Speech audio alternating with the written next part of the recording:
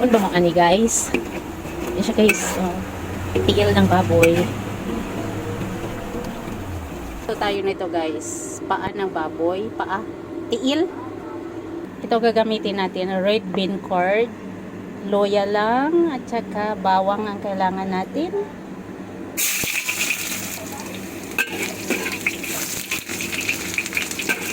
Ito guys. Pabanguhin muna natin to siya guys. Ito siya guys, nalaga natin to. Nalinisan na siya. 'Di ba pag nilaga natin, lumalabas yung mga parang dumi-dumi yung mga dugo-dugo. Ayan siya guys. And then, ayan, lagay na natin siya.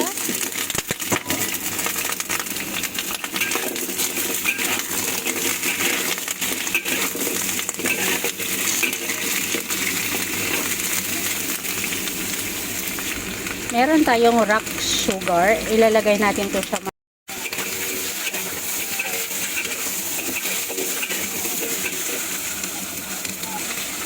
lagayin na natin siya guys, yung ating filter. At saka yung sugar.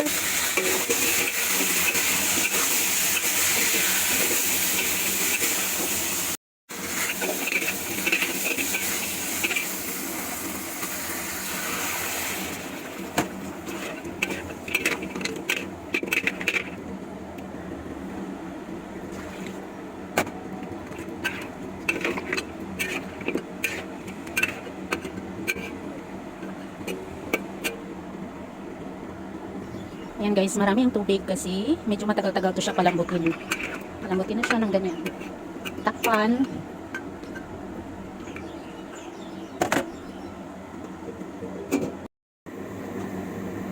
Ayan na siya guys, yung paa ng red bean curd. Ayan, kumukulo na siya. Palambutin na lang natin siya hanggang sa lumambot. And then, kung okay na yung timpla, then tama na. Guys, takpan natin.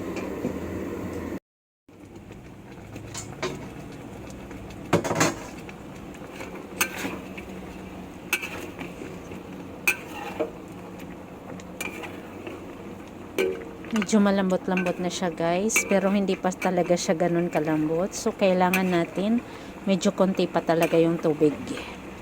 Palambutin pa natin siya ulit.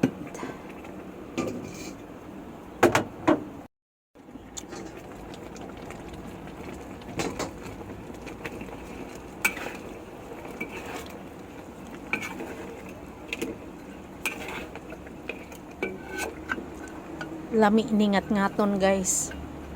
Kanang ngat-ngaton, ano ba yun ngat? Basta ngat-ngaton. You know, paanong baboy.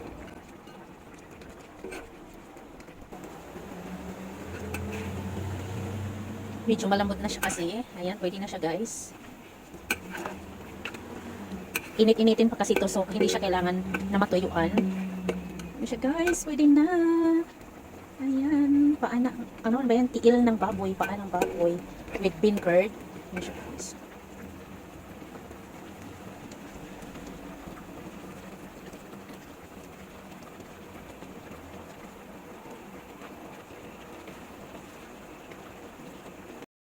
Mukhaon ba mo ani guys?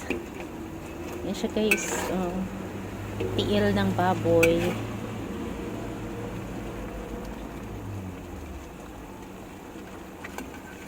Masarap siya.